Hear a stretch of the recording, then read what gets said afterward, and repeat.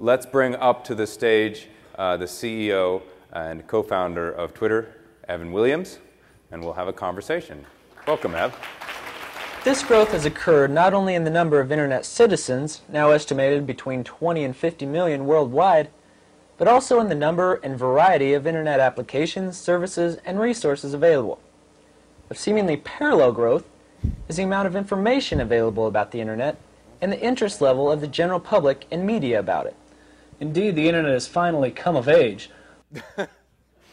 That was Evan Williams in 1994 doing a video in his company. What was the name of that company?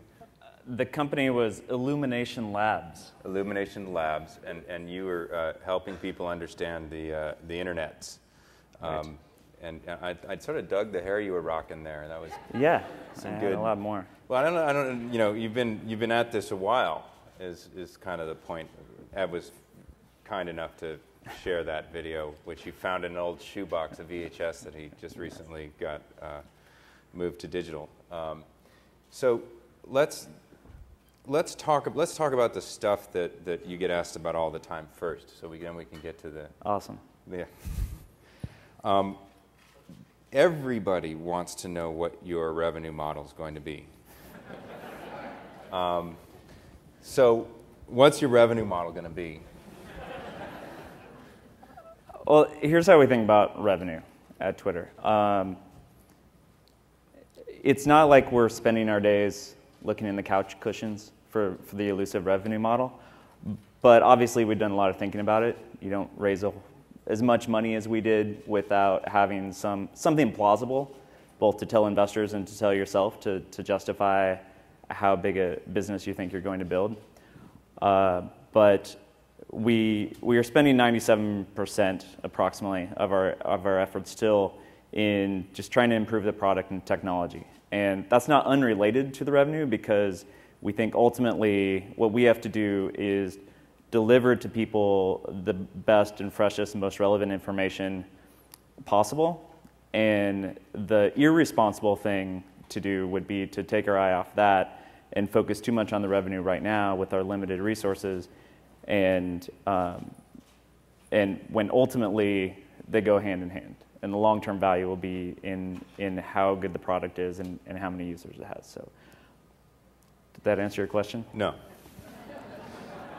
So, what's the revenue model?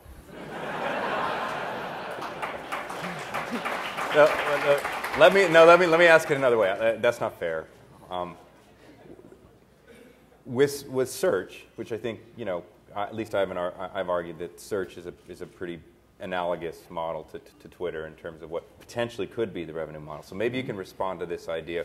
What about if your revenue model were little text links at the top and on the side of Twitter on the twitter.com domain, and an export of that same engine out to your third-party developers like TweetDeck and you know, Brizzly and all your you have a lot of those guys, right? And it sort of was like tweet words and tweet sense. Would that be a model? I like where you're going. It never really occurred to us. I don't think that's worked for anyone else, though. So it's hard to say. So I'm going to check that off as maybe. But there are other things that you've been doing on revenue. I swear I'm going to get off this at some point, 25 minutes from now. But mobile SMS has been a revenue source for you. You have a large number of very well-known brands who want to work with you, and they call you all the time and say, how do I get me some of that Twitter in my marketing? How are they going to do that? Besides, we tell them to call you. Well, that's we have an agreement. I work at a different company, and I should at least give a caveat to that. That Federated Media, where I work, and Twitter have worked very well together. Thank you for that. Thank you. However, at some point, you're going to need to have well, correct me, that's an assumption I shouldn't make, but you might need to have a sales force that looks, like Facebook has a very large sales force, and they have solutions for brand marketers on the Facebook and off the Facebook domain. Is that something that you're considering? Yes. Not first, though. I can tell you why we're optimistic about revenue. I can't tell you exactly what the model is, but I think it's pretty obvious to you that there may be some advertising that makes sense as part of Twitter. And more generally, the reason we like the prospects of Twitter is because there is a lot of commercial activity on Twitter today. There's a lot of brand marketers who use Twitter today, and it works. And we think of Twitter as it's not a social network, but it's an information network. It tells people what they care about as it's happening in the world, and a substantial part of that is commercial and theoretically monetizable information. And brand marketers, businesses of all kinds are realizing that if they can get people to follow them on Twitter or get messages seen on Twitter, whether they're followed or not, that's a very powerful tool for branding and for driving sales in the case of Battelle, or driving foot traffic in the case of many small businesses or food carts that are hanging around the Mission, or getting rid of expired inventory, be it a spot on a massage schedule or seats in a restaurant. And that's all working today. And if we're driving that kind of value for the businesses, I'm not too worried about our ability eventually to extract some of that value for ourselves. Are you considering, and I think Biz has at least alluded to this in other conversations he's had with the press, creating some kind of business services that give businesses access to the kind of data that you have and only you have? There's a lot of data that you give through your API and your Firehose, but there's data that only you have in terms of insights of what people are doing, what actions they're taking, what terms and terminology are rising and falling, and sentiment around that. Is that a business that you find interesting? I find that interesting. And the way we would approach that is to say, we have a class of users who are trying to do different things. And part of the reason Twitter is hard to nail down is because there's so many different types of users doing really different things. Really broad strokes, there's business users and individuals, and business users, there's some obvious things that they would want to make what they're doing more powerful, more efficient, have broader reach, and more measurable.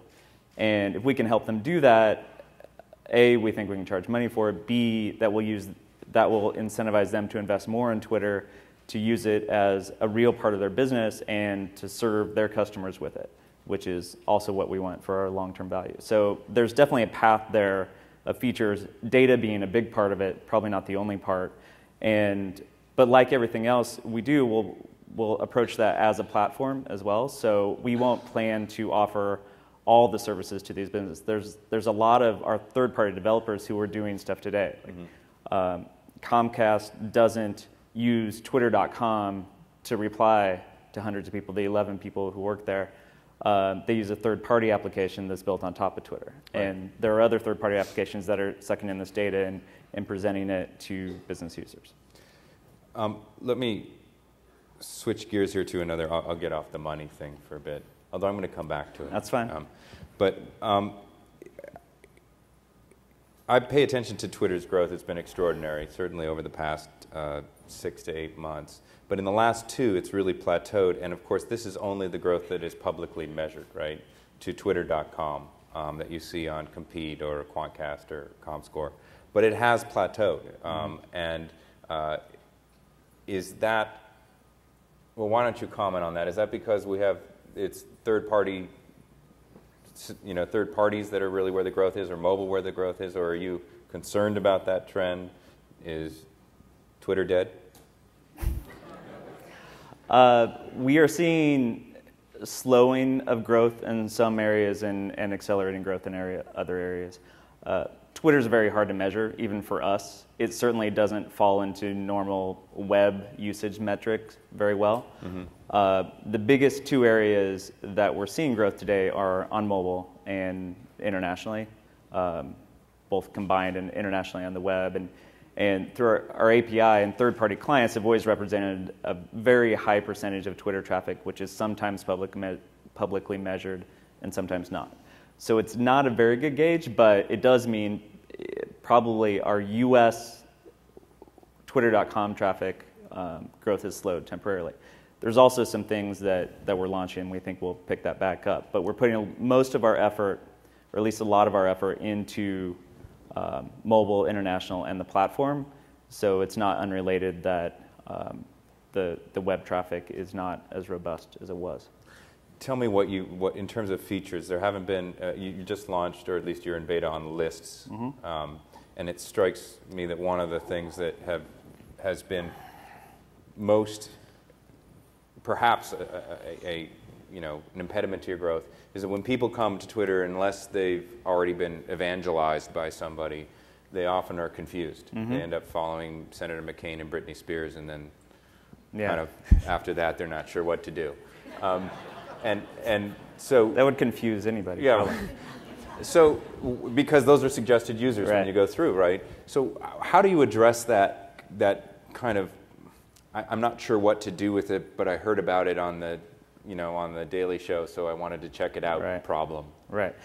Well, it's definitely is a problem. It's something we've known is an area of low-hanging fruit for us. And the reason we're optimistic about the growth and everything else is because the problem is up front.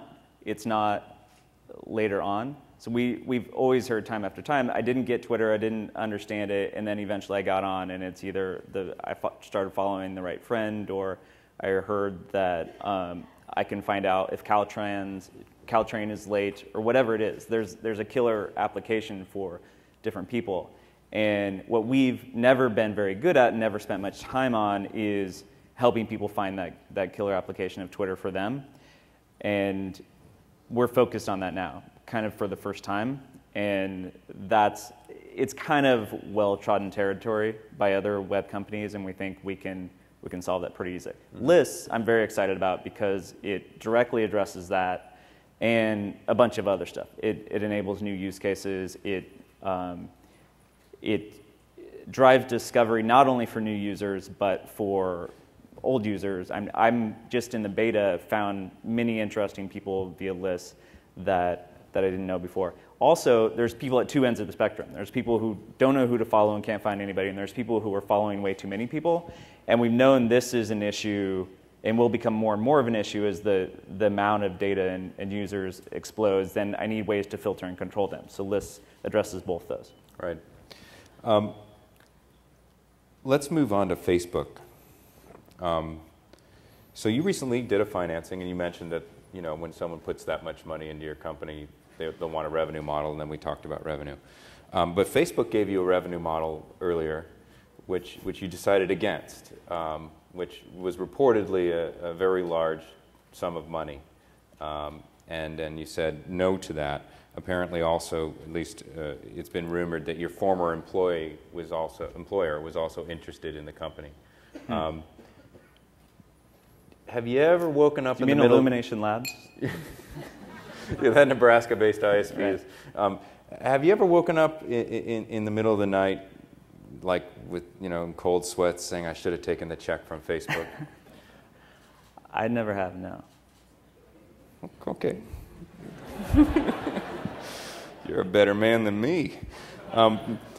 So what was it that went through your mind that made you sort of decide, I'm going to be on this one? I mean, you sold Blogger to Google.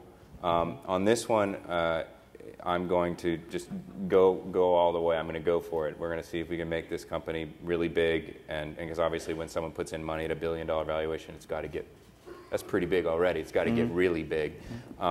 What is it? Is it Twitter, or is it where you are as an entrepreneur, or is it both? I think it's both. It's both. I'm not a visionary in terms of, I didn't see with Twitter that it was going to be the biggest thing ever when we started Twitter. I took the CEO job, in fact, almost exactly a year ago, and that's around the time I realized, well, this is really, really big. That was also the time when we had a few conversations with our friends in Palo Alto, and ultimately I just didn't see a reason to sell if that opportunity would have presented itself, because it's not the point. The point is really to see what we can build. We believe very strongly in that Twitter and enabling the open exchange of information is a good thing for the world. We see glimpses of this on a daily basis with Twitter. It's what I've been working on for a decade now. We just celebrated the 10th anniversary of Blogger.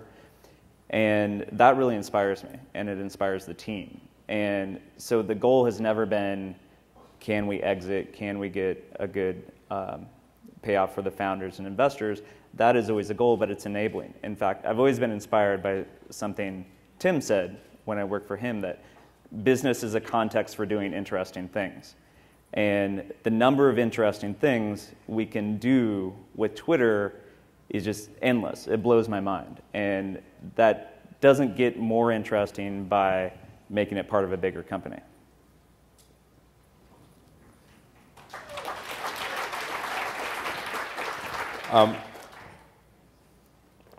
Since the time in which you did not become part of a bigger company, that bigger company has become very much like you. I would say that's a fair statement, that Facebook has added a lot of features that feel Twitterific. And what do you make of that? Do you consider that flattery, or are they just, is it a zeitgeist thing and it just so happened that it happened right after you said no to them? It was just a coincidence, or? I don't know how. Do you fear them? Have I asked just 4 questions in a row now? I think you have. Which one should I answer?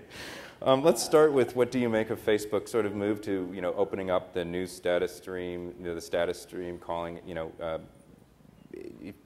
reorganizing the interface to sort of, here's the stream of statuses. Yeah. It looks an awful lot like Twitter.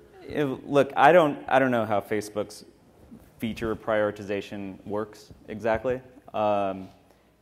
I suspect that they came to a lot of the same conclusions we did in designing their product, and thought, oh, it'd be really powerful if we arranged things in this. They kind of invented the newsfeed thingy, and we did something similar, and then they changed it and made it more similar, and they're changing it again. Something I really, really admire about that company is for their size, they're so agile in changing the product. It's super impressive, and I suspect they'll change it more. And we don't spend our days trying to figure out which way they're going to change it. Facebook existed before Twitter. We are all too old at Twitter to have been to use Facebook before when we started Twitter. So we weren't thinking about it at the time, even though they had the status update thing, and we don't use it to base our product decisions now. In a global sense, I'm pretty sure the world is big enough for Facebook and Twitter. And fundamentally, I think they're good at different things. I think Facebook is phenomenal at communications among people who know each other. That's what they started with. That's what they thrive with. If they can become something else in addition, that's great. I don't think it'll mean the death of Twitter if they do. It was very politic, Ev. What do you make of Google Wave? And do you think about Google when you're either late at night or when you're designing products? Everybody thinks about Google if they're in this industry, but I think Google Wave is awesome. I think what they're trying to accomplish is awesome. If I wasn't working on Twitter, I'd probably be trying to figure out how to reinvent email, and I'm glad they're tackling that because they're probably better than I would be. I don't know. We didn't know what Twitter was going to be when we started it. I sure as hell don't know what Google Wave is going to be.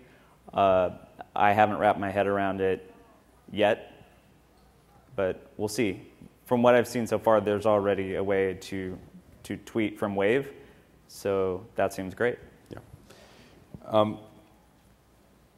I forgot to ask one thing about Facebook, and so sorry for going back, but MySpace and AOL have kind of announced that they're syncing with Twitter, and you guys are working well together. You're playing nicely together. But so far, and I may have missed this, it's a one-way dialogue with Facebook, right? I can tweet and it shows up in Facebook, but I can't update my status update and have it go over to Twitter. Is that going to be fixed anytime soon, or is that out of your control? I don't know. I think that's kind of on their side. It may be. They haven't called you and said, hey, let's get together and hold hands? It's highly possible that people have been talking about that. Not me personally. I don't even know if that's the right thing. I mean, I don't think everything syncing with everything else is necessarily the best user experience. Different services provide different subtle features, and even if they look the same, I think we've actually gotten a lot of feedback that tweets going into Facebook status fields isn't necessarily what people want, even if they use both services. Well, it's true that the things that you tweet aren't necessarily the things you want to say to your set of friends, right? Yeah, it's different uses, and that's why I think fundamentally all these services will find their own niche and own use case, and it won't be winner take all in most cases. People use most people I know use Twitter and Facebook, and they use them differently. So just if all the information was duplicated back and forth, I'm not sure if that's a big win. A number of people, both when I issued my standard call for questions and also privately, have asked me to ask you this question, which is they have either created third-party products, on top of Twitter, instances of Twitter, and it's yet another platform story of tens of thousands of cool things being built. But there's a question of sustainability. Is there a business model, and I'm sorry to get back to revenue, but in terms of the third-party ecosystem, some people are actually, and very large developers, are holding back on building out expressions of their already successful apps or widgets or services and so on, because they don't know quite how to participate with Twitter in a revenue model. Yeah. Is this something that you're giving a lot of thought to? Yeah, we need to get a lot better about that with developers. Not just the revenue model piece, but more assurances that they can invest in our platform. Thousands of developers are, but we could be a lot better about even providing some rules and guidelines. We don't have, we're working on some terms of service for the API specifically. We just updated the terms of service for users that incorporating a lot of our expectations about what developers will do and wanting to enable that. So it's not, I know it doesn't give a lot of people an assurance to say, don't worry, you can invest in us. So we want to get better at that. The developers are absolutely crucial to how we see the Twitter experience in the future in the ecosystem, and that's where we're investing a lot of time. So that's about all I can say so far. But I want you guys come up to the mics here, please. We want to make sure there's lots of time for questions. And while folks get up here, I want to ask you about scaling. I personally haven't seen the fail well often lately, but I also know that you've split sort of the consumer experience from the API experience, the developer experience, and still hear some grumblings about the stability of that platform. Twitter's not, it's very large by the standards of most web services, but it is not huge. Are you concerned about your ability to scale, and how have you addressed that? I'm not as concerned as I used to be, but I'm not satisfied with where we are. There's a tremendous amount of work that the engineering team has done in the last year, and it was really in the last year or so where the core problems got fixed. Scalability isn't an issue today for Twitter, and most pieces of the system are horizontally scalable, and we can add hardware, and we have the money to add hardware, so there's not a concern. There's a few pieces that we still have to fix, and we have clear engineering plans for them. Reliability is something we're still working on. It's a second order priority after scalability, and we'll be working on that for a while, and we have to balance that with the needs for new features and better user experience, and it's an ongoing battle, but our charts show it's been getting a lot better. We have a question over here. Yeah, I have a question. I know a lot of instances of people and business users who thought they were doing everything according to your rules, and then they wake up on Monday morning and their account is suspended, and they can't find anyone to talk to. They don't know what they did.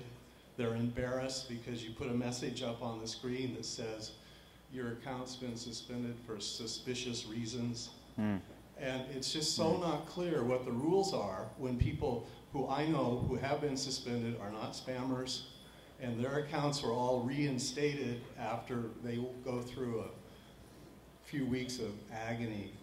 And my question is, how can you expect people to invest money and time in this if they don't know what the rules are, and you can pull the rug out from under them?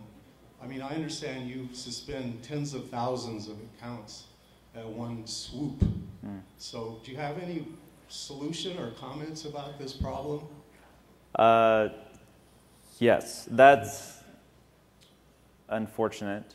The rules for, it sounds like in these cases you're talking about, the suspension was probably due to, we've had some bugs or some overactive spam killing scripts that have suspended people. And in those cases, it's definitely our screw up, and we've apologized to those users. As far as making the rules clear, I'm sure we could be better about that. There's sort of a lack of information about how to use Twitter in general that we haven't been very good at. But couldn't you kind of warn people and give them a chance to figure out what's wrong before you just, kill them? Yes, I've recommended that solution myself. That would be so much better. Duly noted. I could tell you, it's just horrible. I mean, I've had people like they're ready to jump out of a building because they're. Well, they might want to get some perspective. You don't want to be responsible for that. But thank you for bringing that up, because that was actually the next thing on my list, which was spam. So we've just checked that one off. But we have a question. We have a question over here. You mentioned international growth. What are the countries or regions that are really popping right now? Do you see, certain geos growing more than others? Yes. The top 5 right now in terms of active users, I believe, are US, UK, Brazil, Japan, and Indonesia. Oddly, Indonesia has been growing like crazy lately. But those all jump around a lot. So in terms of what's exactly growing fastest right now, I'm not sure. Brazil has been coming up a lot lately. We just in the last week made major launches in India and Japan that we think are going to make, both on the mobile side. So in India, we launched a partnership with Battelle, the largest mobile carrier there, to offer free Twitter SMS to their 110 million customers. And in Japan, we finally launched our mobile web client, which, as Mary was showing earlier, mobile web in Japan is a very big deal. So we expect that that's going to make a difference there. While the next person's getting up here, one of the big growth stimulants to Twitter has been its embrace by celebrities, by Hollywood folks, as well as sports, by athletes. And I've seen a couple of stories, there's one just yesterday actually, about studios putting in no Twitter clauses in actors' contracts, essentially trying to shut them down from having their own platform, because the platform should be the studio's, and the studio has the right to monetize the public image of that actor or that athlete. You can't tweet from the NBA court, you can't tweet from the locker room in the NFL now. Are you concerned about that? Are you lobbying against these evil Hollywood studio chiefs and their no-tweet policy? I'm not terribly concerned. It's not on my not your top top list 10. of priorities. I was actually talking to the guy who owns the Patriots. I don't remember his name, but not a major football guy. He thinks you do, by the way. I'm sure he doesn't remember my name. But the point was, I asked him about Twittering from the field, and he actually totally gets it and realizes that fans would love it, but he doesn't want his players revealing any information that the other teams may use. It's a competitive reason, which surprised me. You could always do like head fake tweets. Yeah.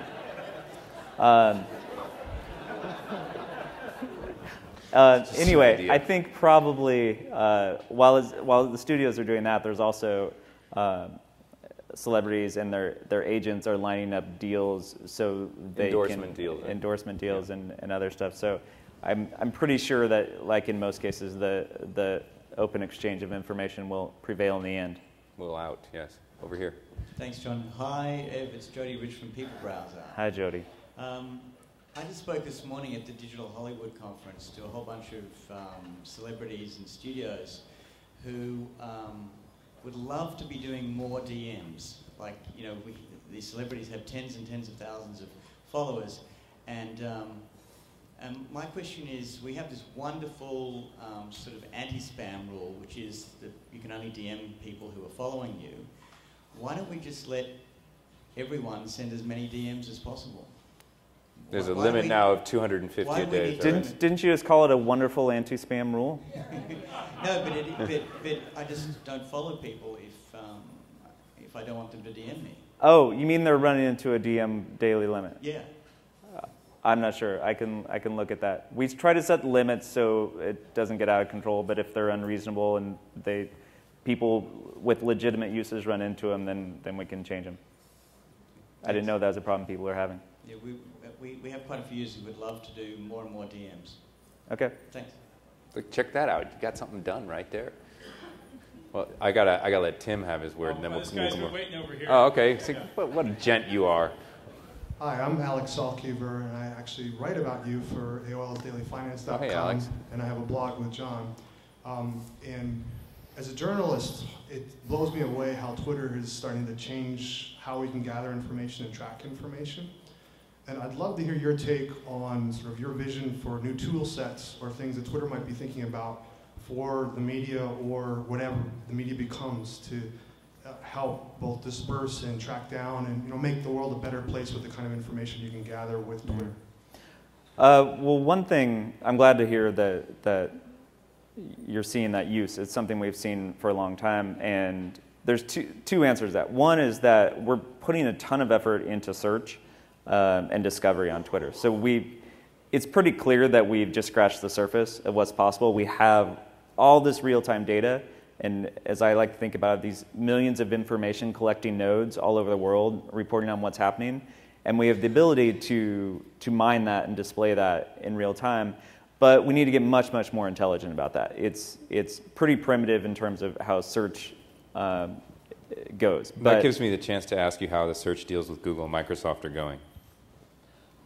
Whose search deals? All right, we can. Search is something we're working on a lot, and so there's a lot of good stuff in there that we have a small but growing search team, and if you know any great search engineers, send them our way because it's going to be really fun stuff. Secondly, the specific tools for the media and for journalists is a great area for third-party developers to focus on because we need to focus on things that the mass users need, but there's specialized niche tools just like there is for businesses that folks in the media would need, and there are people building those. Yeah, definitely. Tim, you get the last word because we're running a little over. Okay, I have two questions regarding lists. First one, for a long time there was really only one list, and that was the Twitter suggested users list. And it created an enormous distortion, a lot of great hype, because all of a sudden you had people literally with millions of followers being on that list. I know that it's not because I'm so lovable and wonderful a tweeter, it's partly because I'm on that list. Is it time to retire the suggested user list? Yes, it's been time for a while.